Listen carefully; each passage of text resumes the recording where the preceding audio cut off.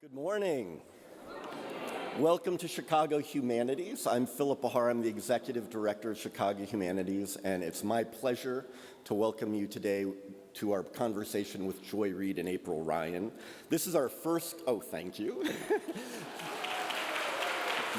This is our first full day of programming this spring festival, and there's still a lot of other events today. So if you enjoy what you're about to see, and there's some other things coming up today, please join us for those. We have a couple programs on artificial intelligence with some journalists from The Verge.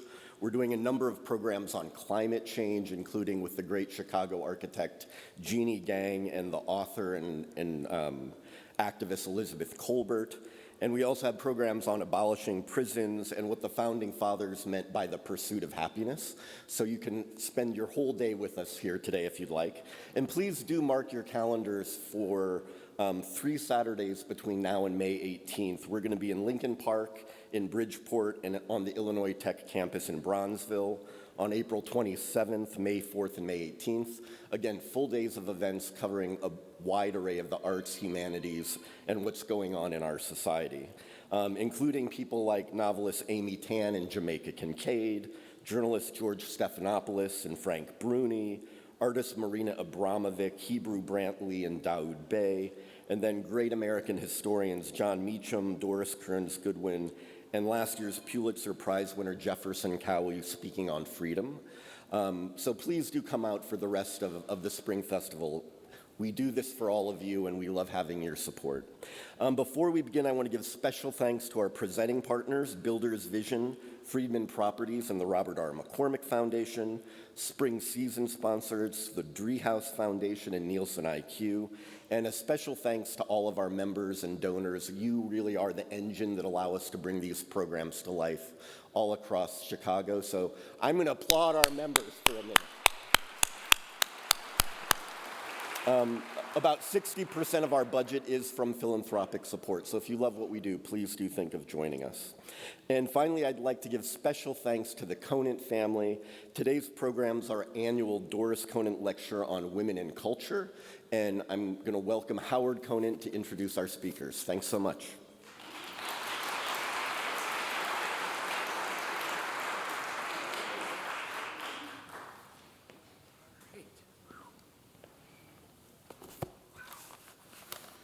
Okay. Good morning, and welcome to the, this is good. It's call and response.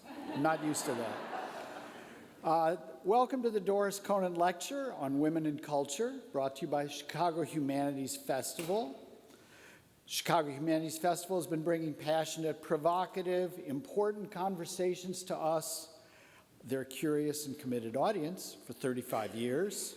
And we're thrilled to offer today's program, Joy Reid, A Love Story That Awakened America. I'm Howard Conant Jr. My father, Howard Conant Sr., it's funny how that was, endowed this program on women in culture to honor my mother, Doris.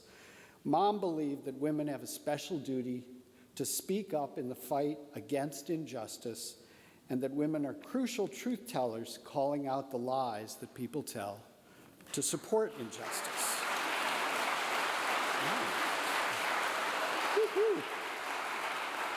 Anyhow, Mom would love today's program. Today we have 2 courageous truth-telling women who will discuss a book about a 3rd courageous truth-telling woman. So let me give you a few words about our speakers. Joy Reid is the host of MSNBC's The ReidOut and is the best-selling author of The Man Who Sold America and Fracture, Barack Obama, the Clintons, and the Racial Divide. Before joining MSNBC, Ms. Reid was managing director of the Grio, wrote columns for the New York Times, The Guardian, The Daily Beast, and more. Joy's new book is Medgar and Myrlie, A Love Story That Awakened America. And if you don't have one, get one of these. It's worth it.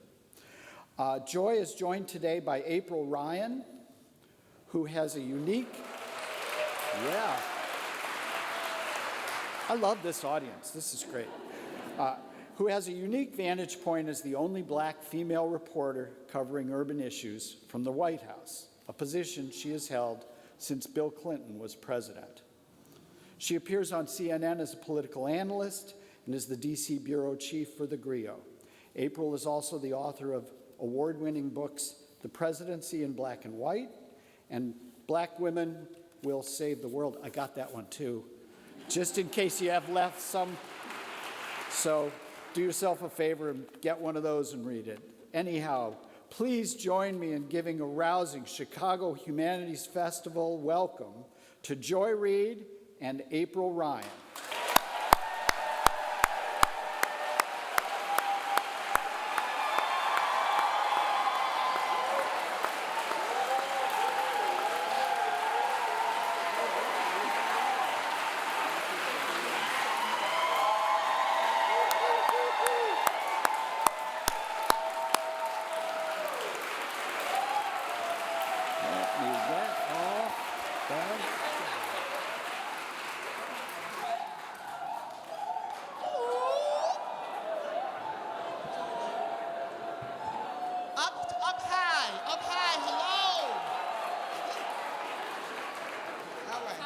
That's what I'm saying, up top.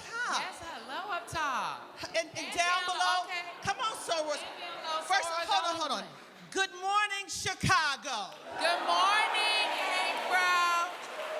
Woo, what a welcome. Yes. If I wasn't awake, I'm awake now. Hallelujah. We're in church, so we can say hallelujah. Praise him. Hallelujah. Praise him. We're going to let you know, whatever you hear, keep it clean, because earthly and up there are listening. Okay? Come on now. Come on, choir. Oh, yes. Joy, It's so good to see you and be with you. It in So person. roar. So roar. Come on, all my deltas. Delta Come Sigma on. Theta Sorority Incorporated. Incorporated. Yes. Yes. For those of you who don't know, if you don't know about DST, Google it. But we And the whole D9, because wherever our Delta Yes. Sigma Theta Soras are, we know there's AKAs, we know Yes. there's Sigmas, we know everybody, Yes. we know the brothers are out here. Yes. You know there's always some Qs, there's some, okay, where are they at? You know they always there. Sigmas, With- Zetas, yes. The alphas is always here too. Let's not Yes. forget anybody. The kappas, okay? We just making sure we name check everybody. All right. It's all love. It's all love. First of all, let me say it is an honor to be in Chicago, but to be here with you, my sister. Yeah. You hold it down at 7 o'clock at night Eastern, 6 p.m. Chicago time. 6 p.m. Chicago time. I watch you and I'm amazed. I'm amazed at your thoughts. I'm amazed at your wit and how quick you can fire back. And then you could write about anything, but you choose to come and tell us about our history in the time when they're banning our books and telling us we don't belong. Sister, and this not only is a book, it is the #1 New York Times bestseller.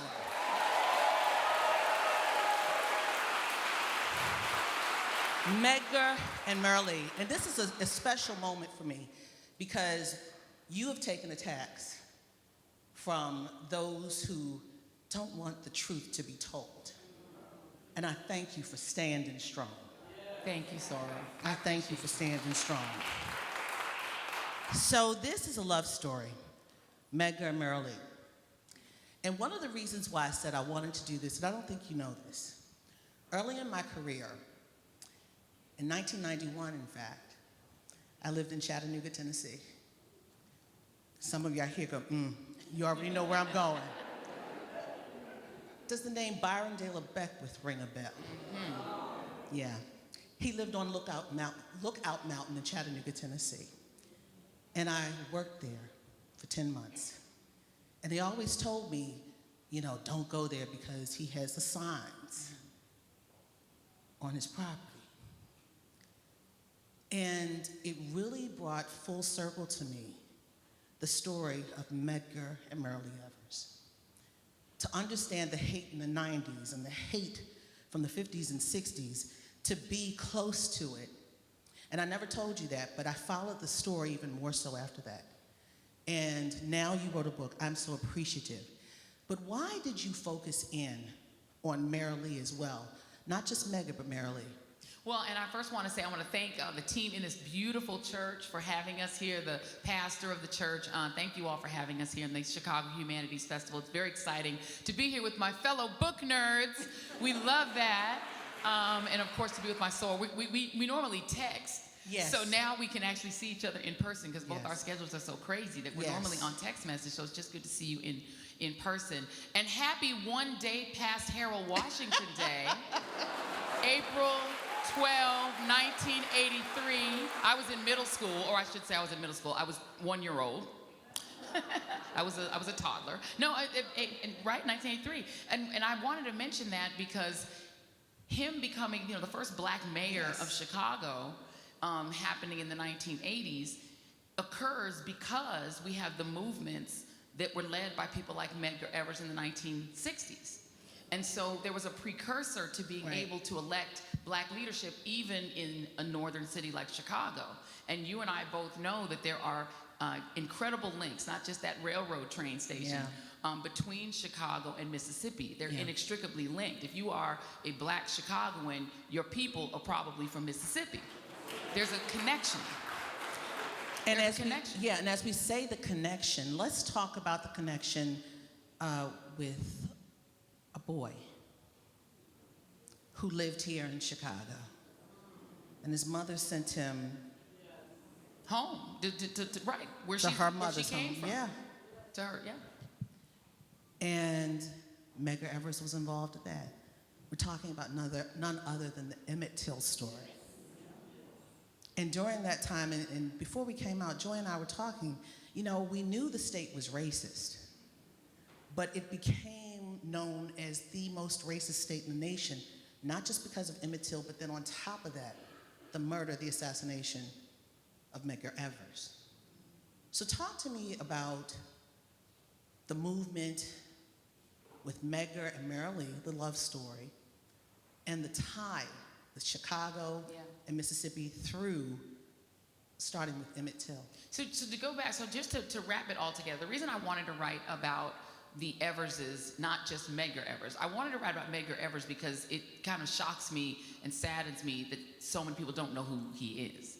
I can't believe that. but- Which is wild, right? James Baldwin said the three greats in the civil rights movement were, Malcolm, Martin, and Medgar. Medgar, yes. And so I listen to whatever he says. James Baldwin, our greatest American writer, in my opinion. And so I always felt that the Medgar part of that trio was underwritten about and underknown.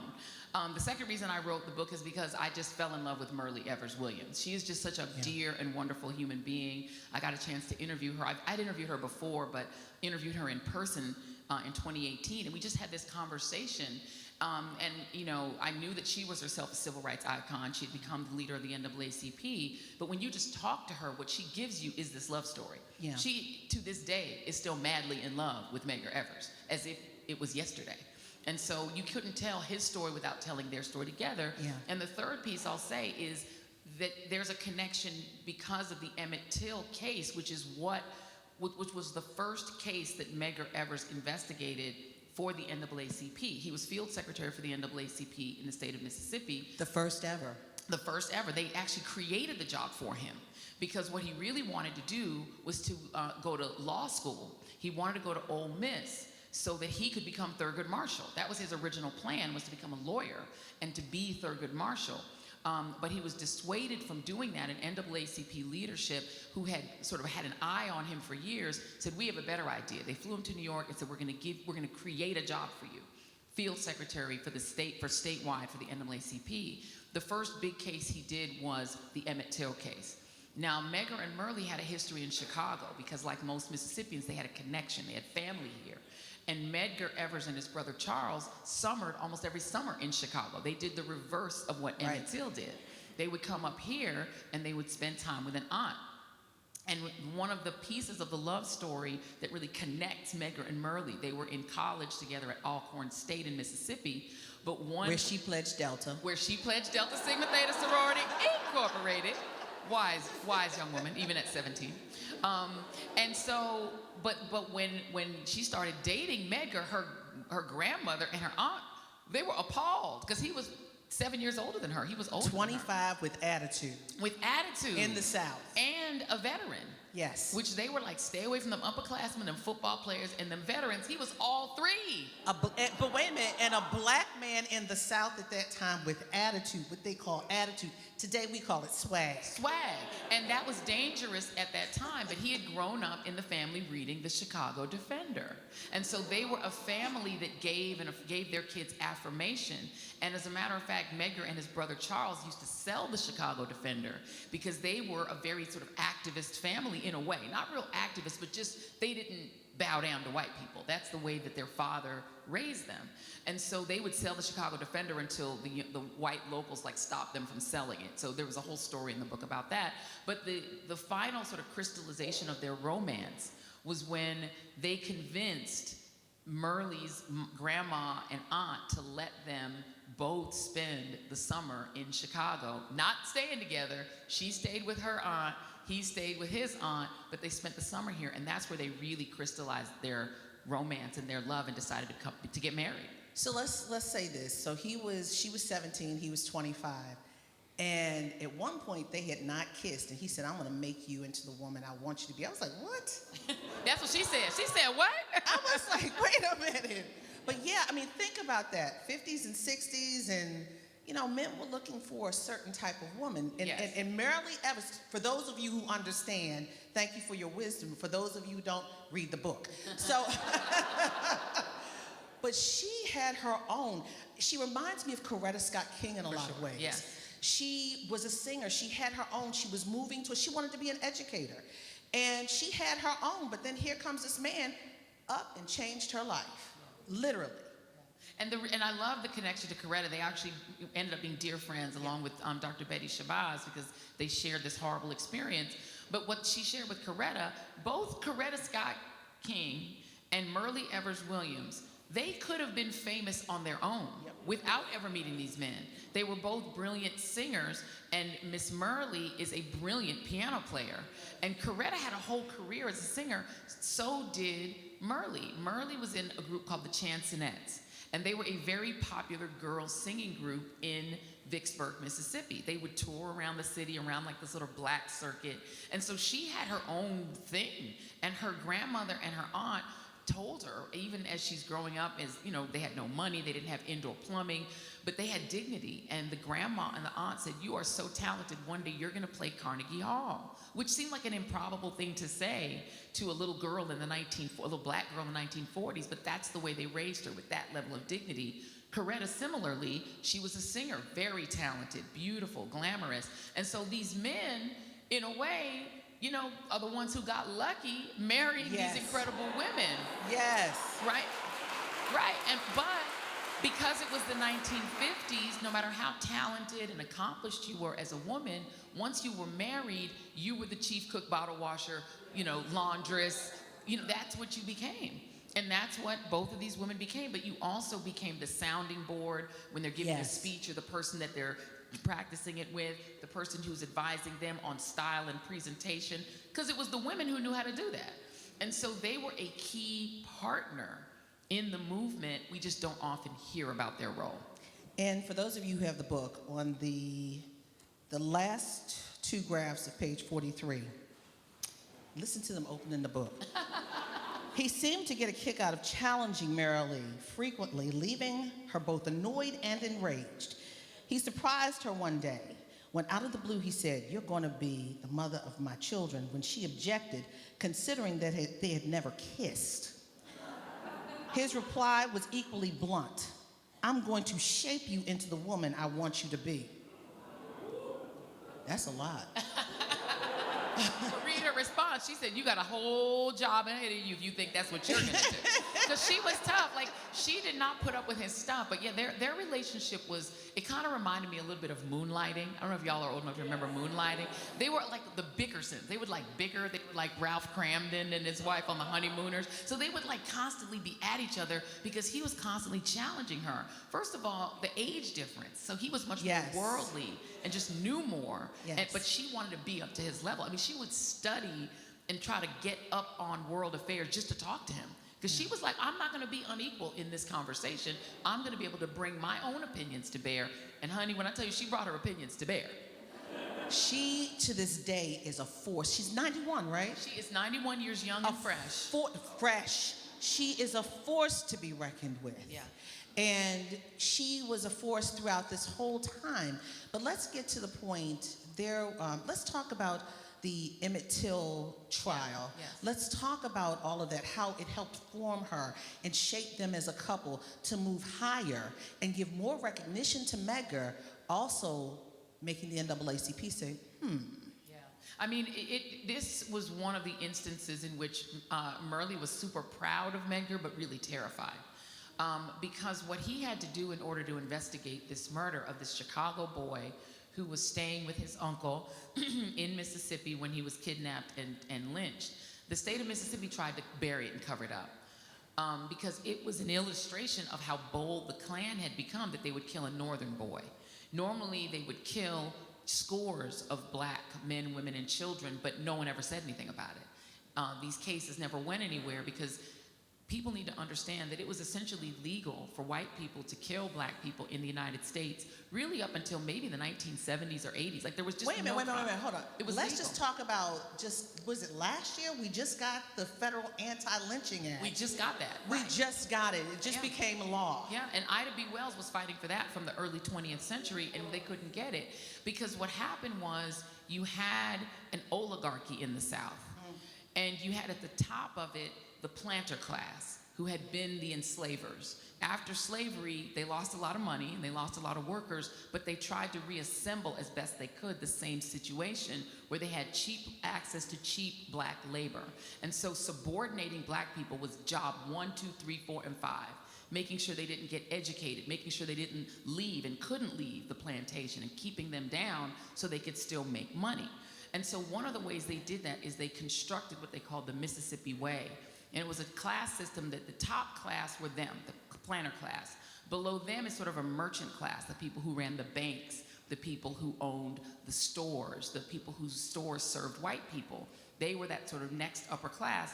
They formed these things called the White Citizens Councils. So they could foreclose on your mortgage if you joined the NAACP. They could fire you from your teaching job if you joined the NAACP or registered to vote. Then below them, you had the white merchant class whose stores served black people. That's like the people who killed Emmett Till.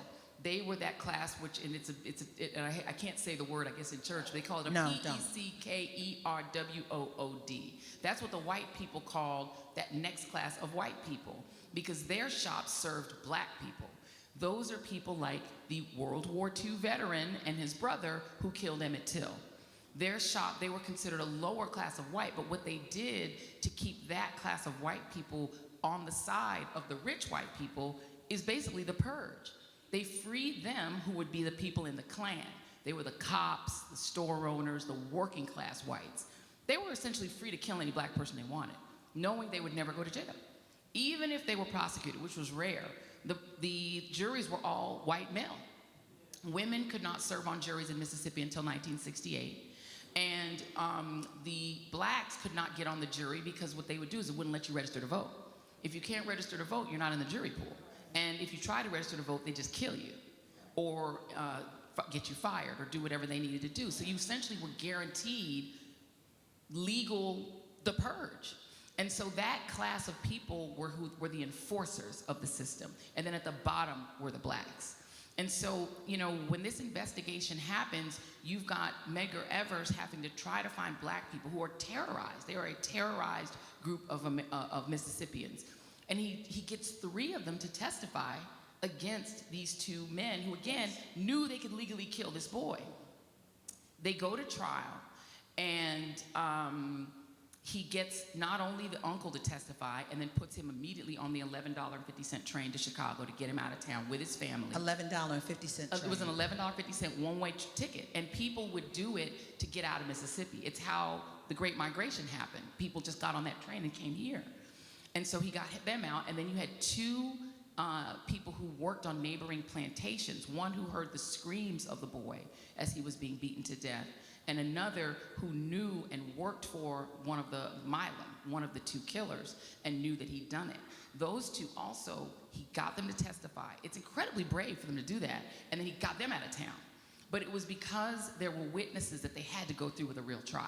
and because the whole world knew about it because of Jet Magazine.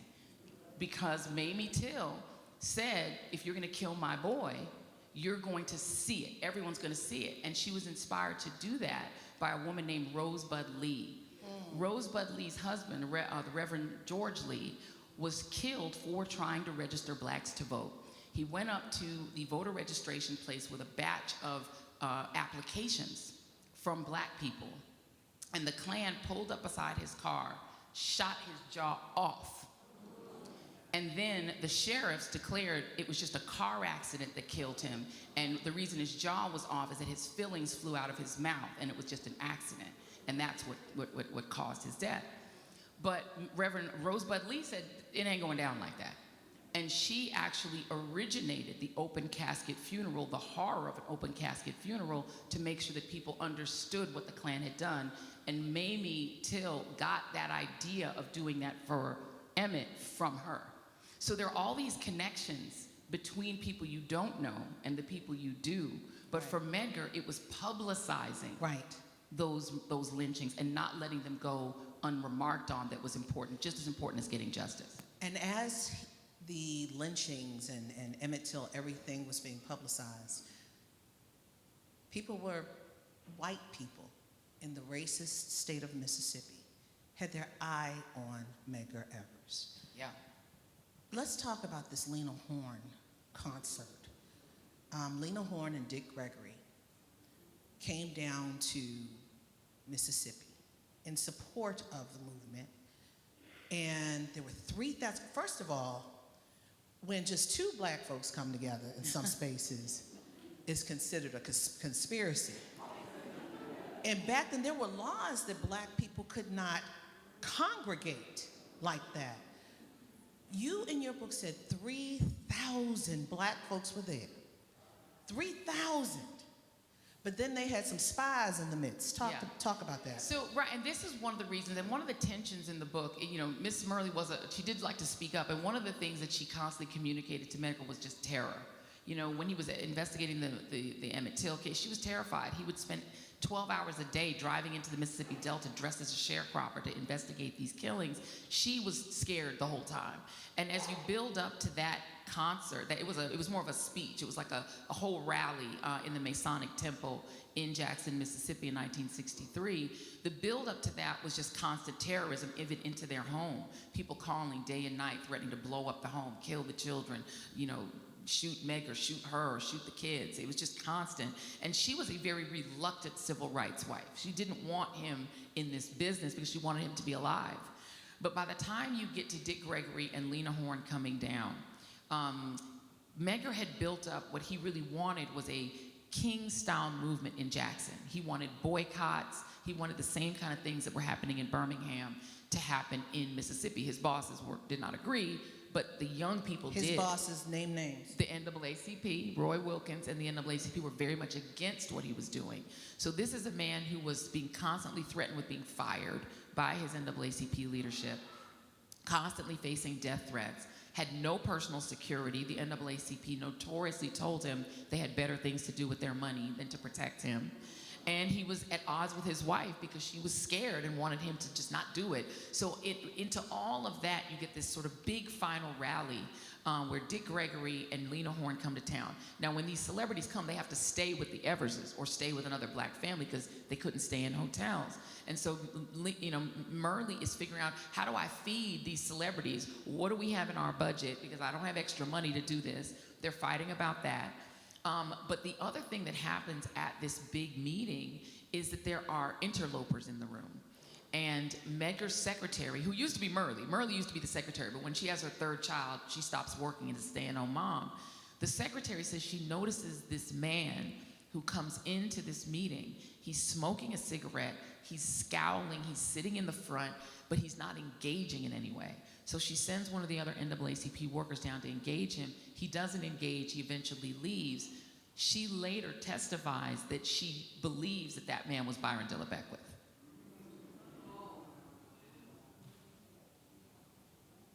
And what's happened to Byron Dilla Beckwith? Well, it's interesting because you mentioned living in that town in Tennessee where he Chattanooga. moved, Chattanooga, Tennessee. 3 years 10 months, and I was out. 10 months and you were out. Well, 3 years after that intersection of the two of you in Chattanooga, Tennessee, that man was starting life imprisonment in prison because Myrlie vowed when he killed her husband, and he was also a World War II veteran. This is a story about World War II veterans on both sides of the fascist line, because some of them fought fascism overseas and then came home and were fascists at home, because he was a veteran too. But Myrlie vowed to get him. It took her 30 years, but in 1994, partly because of evidence she still had in her possession and some new evidence uncovered by a brilliant reporter named Mr. Mitchell, he got incarcerated and spent the rest of his miserable life in prison.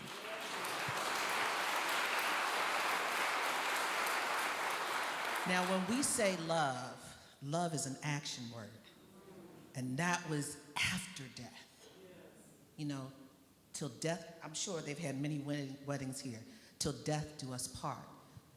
But when he transitioned this world, she was still determined to find justice for her husband, who did not get the recognition and the designations that he should have received. And as we speak of their security, the children couldn't play outside in the wooded lot next door. And this is on page 175 at the bottom, for those of you who have your book. They already lived with safety plans. Never sit or stand by the window. Always exit the car on the front passenger side to be closer to the house's front door and avoid the large wooded lot adjacent to the Young's home. Medgar had walked the lot area during the day and had decided it was not safe. He discouraged the children from exploring and playing there. And there's more. Living a life like that in the 1960s, when you've got people watching you and you're trying to push for voting rights, you're trying to push for just first-class citizenship for blacks in a racist state. He was a target. And the NAACP made him the first Mississippi Field secretary. But yet, doing all of this work, he was not protected. Yeah. So let's move on. Yeah. I mean, and the thing is, just to give you the context, you know who Vernon Jordan is, right? So Vernon Jordan had the same job in Georgia. So they were designating field secretaries to cover the state, and then they had a state president, and they had all these other officials. But this creation of this idea of a field secretary, they were an investigator. That was really their job, and they were supposed to also sign up memberships. And so the NAACP said, you have 2 jobs. You can investigate these crimes, that's fine. Sign up people for memberships, we had 3 jobs, and register blacks to vote. And, you know, I can remember having a conversation with Vernon Jordan years ago when I did my first book. He used to work upstairs for me in 30 Rock. He was on the 65th floor at the financial firm that he worked in. And I remember going up there. I would go up there and sit with Mr. Vernon Jordan. He was an amazing man. And he spoke with this deep voice, and he spoke. He was amazing. But I remember him telling me that, you know, he would be on the phone with Medgar, and Medgar would be just broken, you know, and say, and considered himself a failure. Because he's like, I can't register these people to vote. They're too scared. You know, I mean, Georgia was bad, but Mississippi was worse. And the number of lynchings per capita in Mississippi was so high. I mean, it was the lynching capital of America. And by the way, I believe number 2 or 3 on the list was Florida. People try to act like Florida's not in the South. What? Florida was bad. Florida was much worse than you think it was. But Mississippi It's bad now, okay? Well. The NAACP has a travel ban. Well, travel advisory, not a ban. But let me just let y'all know, Florida is waking up, though. Florida might be waking up. Florida, they might have had enough. I think he might have done too much. Florida, we can table that. Who did too much? Call names. DeSantis. I think DeSantis. DeSantis? He calls it DeSantis. He keeps changing how you say it. DeSantis did too much. Okay. And for nothing, because he's never going to be president. It's just, you wasted your time, buddy. He might have done too much. But I mean, we're getting too spicy for these folks. We're getting too spicy for these folks. You can't put us together. You can't put us together. Ask your next question. Oh my gosh. You know, but as we talk about this magnificent couple, not just Medgar, but Myrlie, and one of the things, before we go into these questions that people have asked, One thing that I said to you, you know, Medgar Evers died, he was assassinated in the summer of 1963, just months before the March on Washington. And Myrlie Evers loved him so much. Ladies and gentlemen, listen to this. She loved him so much. She remarried, but she kept the name of Evers. But when she married, she also had Williams, the gentleman that she married, her second marriage. It's just the humanness of me. How do you marry someone and you are behind a legend? Yeah. The legend, a man who gave his life for us. How do you, and she was, I mean, but she always said, I'm Myrlie Evers Williams. Yeah, yeah. She made sure. That was, it's just, it's, I think Mr. Williams was a dynamic man. Yes. You know, to do that. I mean, it's just, the whole thing, it just boggles my, I mean, she is an amazing woman. Yeah. Well, and Walt Williams is the second husband, and he was an incredible person as well. And as you said, it takes a big man and a very secure man to marry someone. Gentlemen, did you hear that? Very secure. Well, he was a longshoreman. I'm sorry, I look like I pointed to you. I was just pointing, I'm sorry. You, I'm sorry. do you understand this? I'm sorry. No, sorry, sir, I'm sorry. You are a great man. I can see it all over you. I can see it. Okay, so, I mean, and when she married him, he actually saw her speak. You know, she gave speeches after in order to make money, in order to survive. And so he saw her giving a speech, and that's how he actually said, he said to himself, I'm going to marry that woman and take care of her children. And when they met, she said, seriously, and he revered Medgar Evers himself. And when he approached her, he said, I revered your husband. I got into activism in part because of your husband. He was in California doing the longshoreman piece of the civil rights work. And he said, I want to take care of you and your children. And she said, okay, good luck with that. I ain't marrying nobody else. Because what she would always, and she said it to me, and I'm going to do my Myrlie Evers voice, she would say to you, Medgar Evers was the love of my life. And she talks like that. That's how she sounds. That was a pretty good one. It But was, that's how it she really sounds. was, it really was. And so she said that to him, but he said, I get it. But I love you enough to love you as you continue to love him. All I need is a piece of your love, and I want to take care of you. And he did until the day he died, honey. And when she ran, listen, and the two people who convinced her to run for NAACP board chair were the great Joe Madison, the Black Eagle, Yes, lift his name. and Walt. And the two of them talked her into running, and Walt was her campaign manager. And sadly enough, he died the day after she won of cancer. So she's lost two great loves. But what she'll tell you, and what I love about Miss Myrlie, is she is not a self-pitier. What she says is that, how lucky am I that I had not one but two great loves in my life. She says, I've always been loved. And that's what she'll tell you, is that her great joy is that she is never going to date in her life without being loved. Amen. That's powerful. Ooh, I got something in the pit of my stomach with this. But before, Newlywed. I am a newlywed, I am. I am. I feel like Mrs. Evers Williams. I got a good man, Yes, retired naval officer, Yes. who said, "I'm gonna take it on." He said, Listen. "Let somebody mess with you." I said, "Praise God." But you know, I mean, seriously, what we've been. I mean, you don't know what it feels like Yes. to have people go after you, and your safety is compromised. And for this woman to still stand and still arise. Yes. And she became so close to Dr. Betty Shabazz and Coretta Scott King for that same reason. But I always remind people, she was the template for them. Amen. Because her man died She was the first. 2 years before Malcolm and 5 years before King. yeah. She was the first, and she had nobody to pattern herself. She couldn't pattern herself off of Mamie Yes. till Mamie was a mother Yes. grieving her child.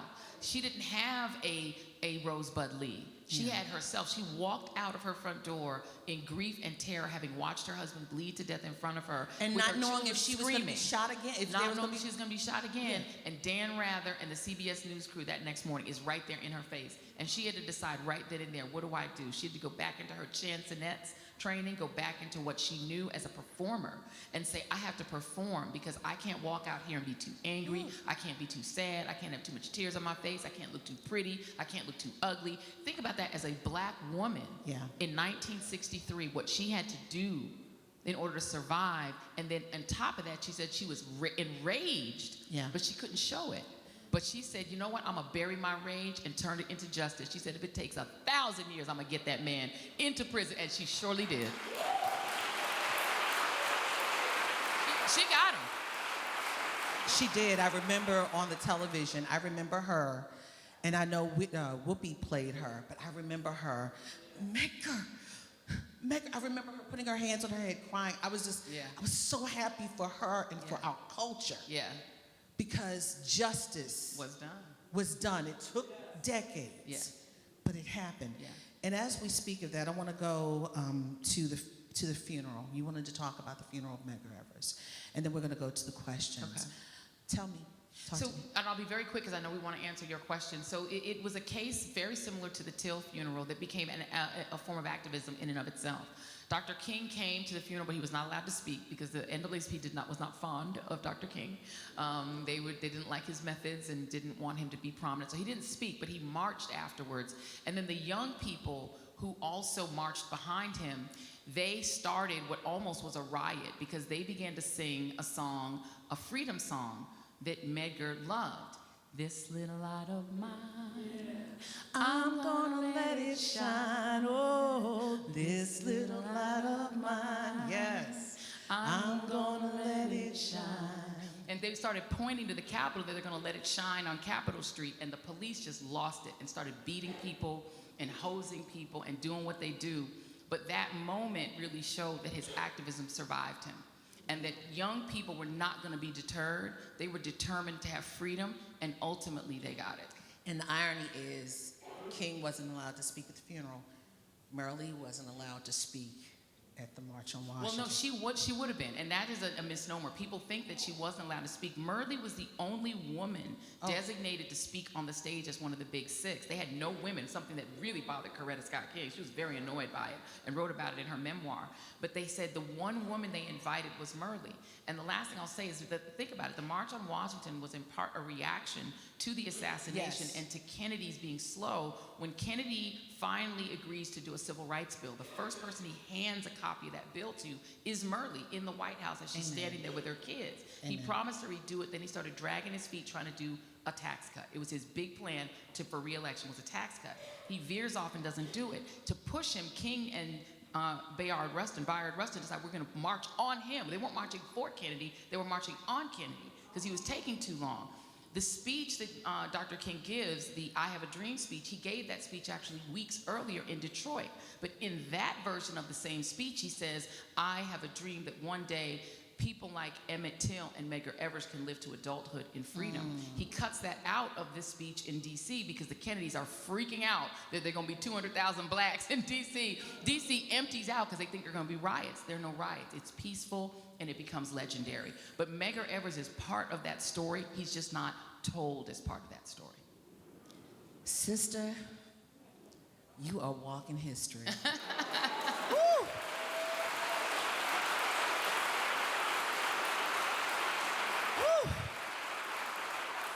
How you feeling?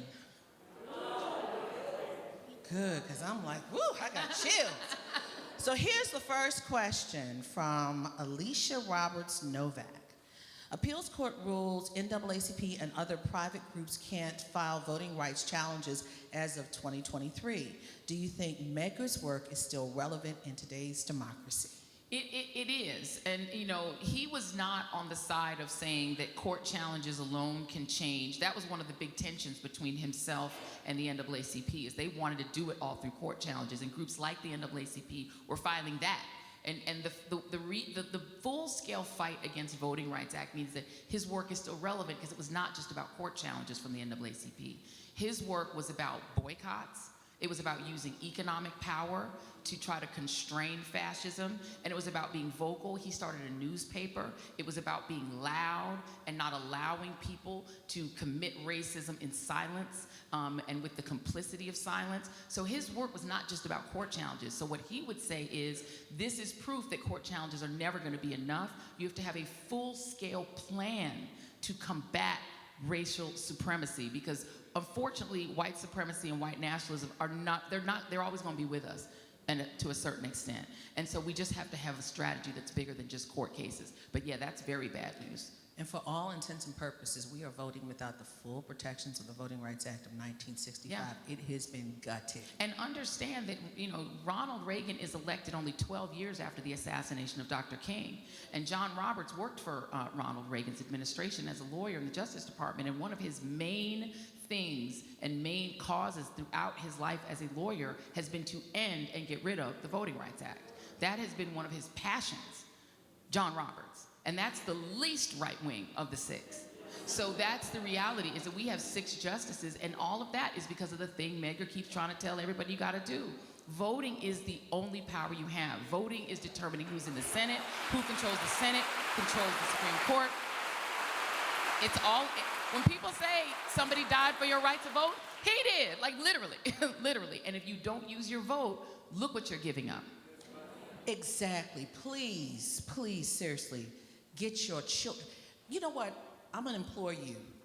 We are not telling the stories of yesterday, and that's why this book is so important. Please get some young people and tell them the stories, because I don't like to hear what I'm hearing. And we're not going to get into it. Well, I mean, look, we are here. Trevor Reid's family is now mourning. We have another person mourning, another death. All of these cases, and who decides them? Normally an elected official. Right. That people vote for. A prosecutor, in some states a sheriff, down to that, down to the school board, what you can read. Yeah. It's all voting. Yeah. And the thing is, what Medgar was fighting for was black access, not even to the general election, to the primaries. How do you think MAGA controls the Republican Party? The primaries. Mm-hmm. Because they know that Republicans are going to vote Team Jersey in the general. It doesn't matter who wins the primary. Republicans are going to line up and vote for them in the general. And so the primary is the election. Yeah. And so he was essentially, because Democrats were locked out of the Democratic primaries, that's how they locked them out of the voting booth. You couldn't vote in the primary. The primary is the election. Start thinking about what you're doing. If you're not showing up in primaries, you skipped the main part of your power. That's true.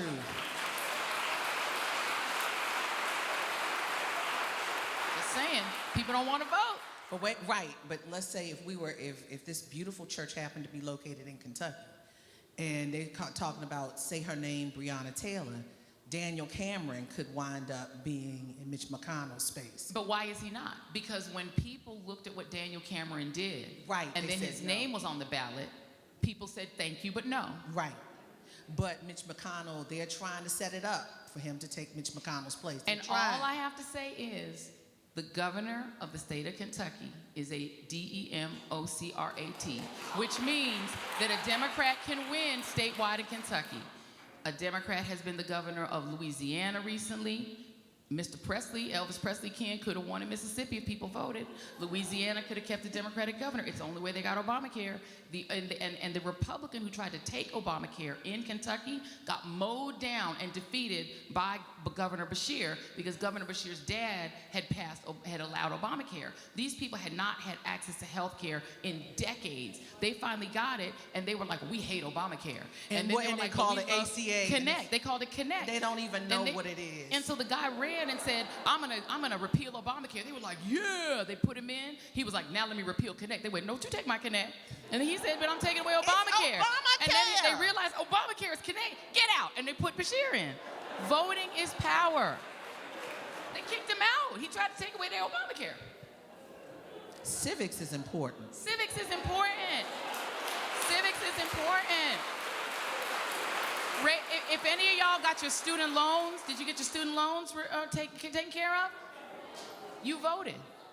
You voted. You voted. I need my daughter to pay my student loan back, because I'm her banker. But anyway, but seriously, you guys, seriously, once we leave, we need you to really, use critical thinking and look and talk to people, because we're in one of the most critical times ever.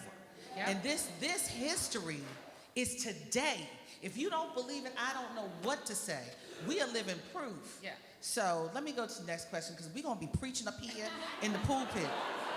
Whew. Don't worry, we will not pass the collection plate. I know, but Not today. I'm ready to jump over a pew right now.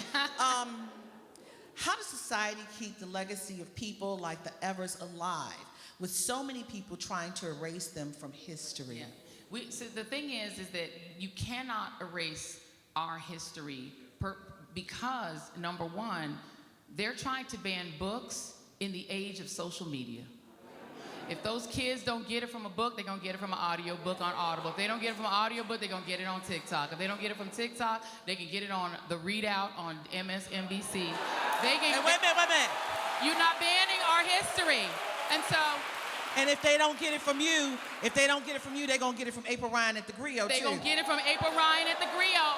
And I'm Grio fam as well. The reality is, you can't ban history. History is out there. It is free. It is out there and available. And I always say, you don't even have to buy my book. Go to the library and read it. I love the library. Girl, don't do that. No, do what you got to do. The reality is, Buy our the book, history is please. available if you want it. All you need is a desire to know the truth. The truth will not hurt you.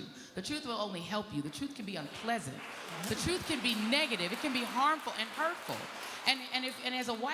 For my white brothers and sisters here in the audience, this is not Black history. This is American history. American history. American history. And this is not separation. This is not separation. This is unification for you to understand what we've been through, so you can understand how to deal with us today. In a time when they're messing with us again. One of my most important interviews that I did is another Reverend King, and his name is Reverend Ed King, who was the closest advisor to Medgar Evers. He was a young white Tougaloo College student. There were at Tougaloo College, he was the chaplain at Tougaloo College, but he was a student at a white college. And Medgar would go to these white colleges and speak to them, and he would put these white-black conversations together between like Tougaloo and these white colleges to get them to talk to each other. And Ed King says when he first met Medgar, he and a group of white students, Medgar took him and drove him through the black part of Jackson. And they just had no idea how Black Jacksonians live, and it was new to them, and he gave them data. He said, let me give you the poverty statistics. Let me just explain it to you in straight-ahead language, non-judgmental, that you will understand. Ed King then becomes super close to Medgar, and throughout his life, he's the last person that had an in-depth conversation with him before he died. The reality is, what Medgar Evers' father used to tell him, he said there are three kinds of white people. There are the white people that kill you just as soon as look at you. There are the white people who will do anything for you, and then there are white people who will see the person killing you and just don't do anything and don't say anything. To me, the worst one to be is the one who doesn't say anything. Yeah. Because if you see injustice and you do nothing, right, it's as bad as if you join the person that did it. And so the reality is, this history is not meant to accuse anyone. This history is meant to educate you so that we don't make the same mistakes that we made in the past. We are a multiracial democracy whether people want to be or not. They didn't intend it to be, but this is where we are. That's true. And that last question came from Jasmine Beal. Thank you, Jasmine. The next question from John Anderson. What was the most challenging chapter to write and why? For sure, the most challenging chapter to write was the assassination chapter, because I had now lived with these people for like 2 years. Because, it took a while to get the Evers family to feel comfortable making their mom available, the two surviving siblings. They were protective. Very protective. They were very protective of her. And so there was that. Then there was the logistical thing of trying to get to her because she's in California and you had to do a lot of it by phone. And then we went out to California and, we tried to do FaceTime, but, seasoned citizens really can't FaceTime. And so we finally went out there. Although I did FaceTime her on her birthday. Seasoned citizens can't do FaceTime. They don't FaceTime. They don't Okay. FaceTime. But we did end up going out, and we had a wonderful day. We spent the day with her. They almost had to evict us from Van's house, the son's house. But I had lived with these people, and you know, I just had a relationship with these people at this point. After, you know, we did all the research, and I just sort of sat with it for a while. Then I went to Paris and did my James Baldwin moment, where I went out there and I went and did the James Baldwin tour and try to like get into his vibe so I could write it and try to figure out how to even deal with all the research that we had. I had 2 researchers, so I just had a ton of stuff. And then by the time I pushed it back as far as I could. I pushed it into a later chapter because I just didn't want to kill him. I didn't want to do it. You know what I mean? I really liked these people at this point. So it was really hard to finally write the chapter where he died. I cried through a lot of the book. And then there was another sort of character that to me was the person I became closest to in writing it, which is their oldest son, Daryl Kenyatta. First of all, his name being Kenyatta is kind of epic. In 1952, to name your child Kenyatta. And it was a big fight between them because, you know, Medgar was obsessed with Jomo Kenyatta and the Kenyan liberation movement. So he wanted to actually name his first name Kenyatta. And Myrlie was like, that boy will not survive to be 10 years old. You're not going to be a Kenyatta in Mississippi in 1952. It's a no. So she put it in the middle. But Daryl is this sweetheart. He's this sweet boy. He's the oldest. He's only 9 when his father dies. He really goes into a deep, what it would be a depression now, but they didn't have therapy back then. He would go in his room and not talk. Like, it was hard writing about Daryl. Daryl was the sweetest boy, you know?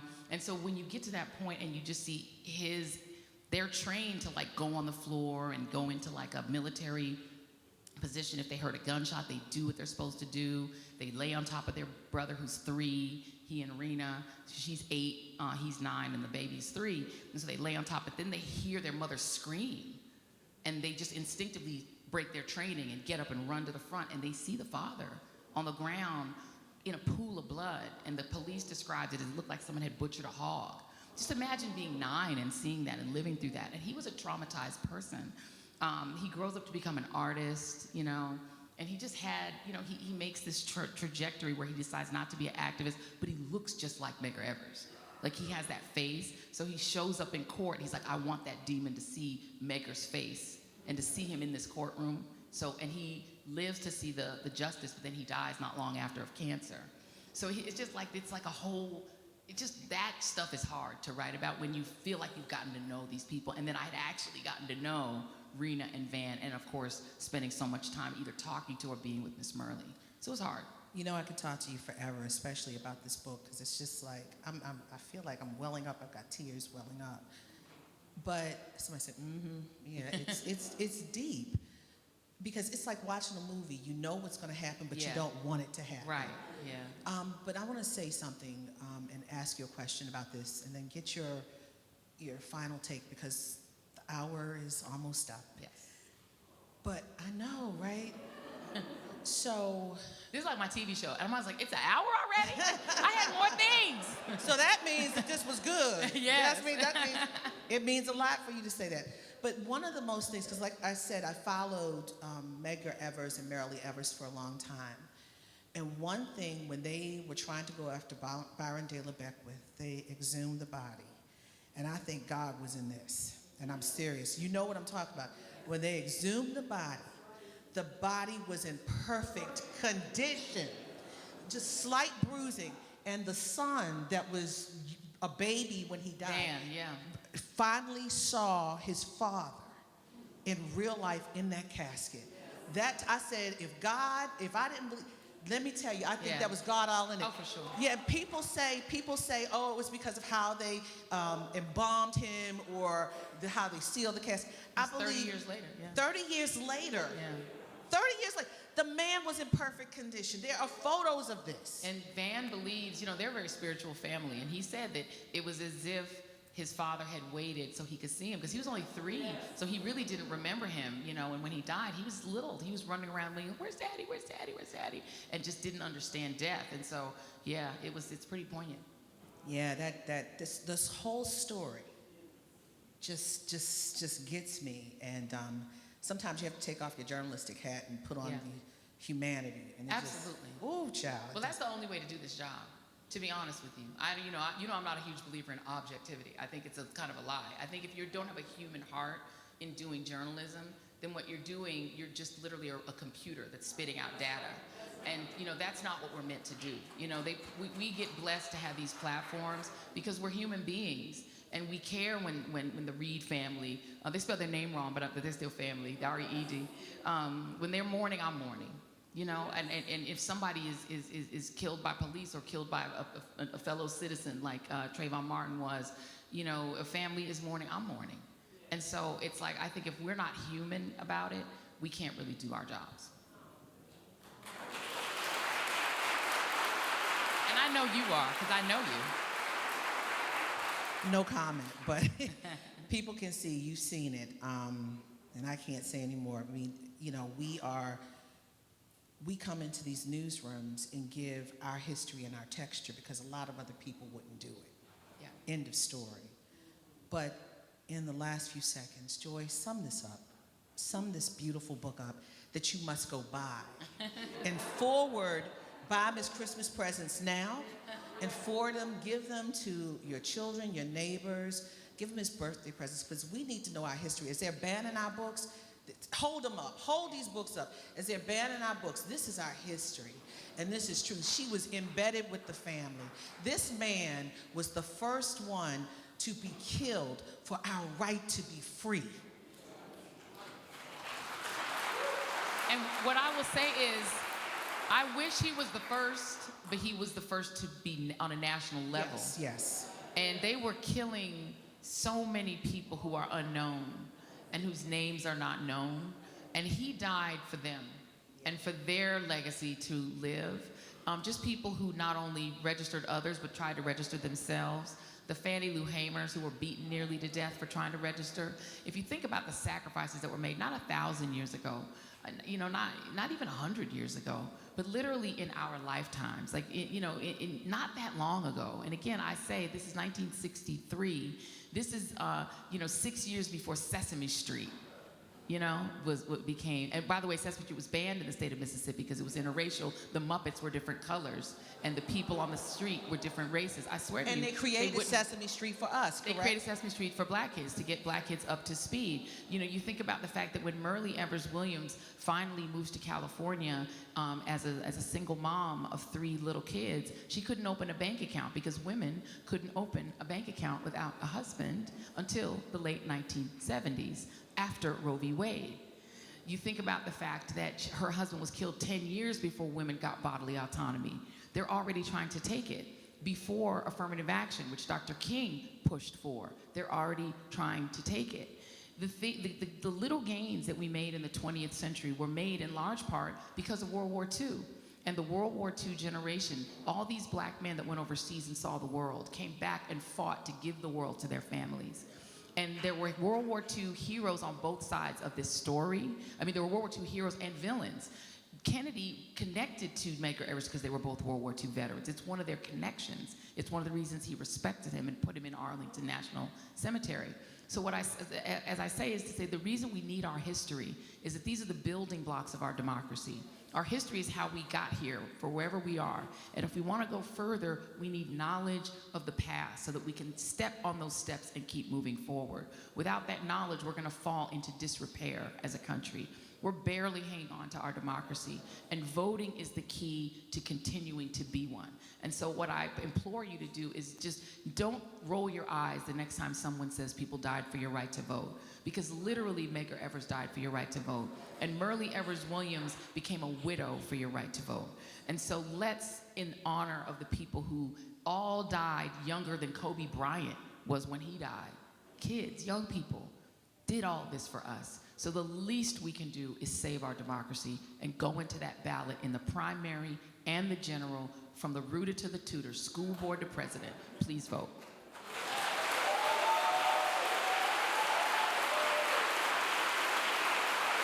I'm inspired. I hope you are inspired. The book by Joy Reid. The book by Joy Reid, New York Times best-selling author. It went to #1, and you know why. The book is Medgar and Myrlie, Medgar Evers, and the love story that awakened America. Joy Reid. My sister, April Ryan, everybody, home girl, hometown girl. So proud of you. I'm so proud of you. And, Thank you. and the incredible We're going to sign it. Joy Reid. Thank you.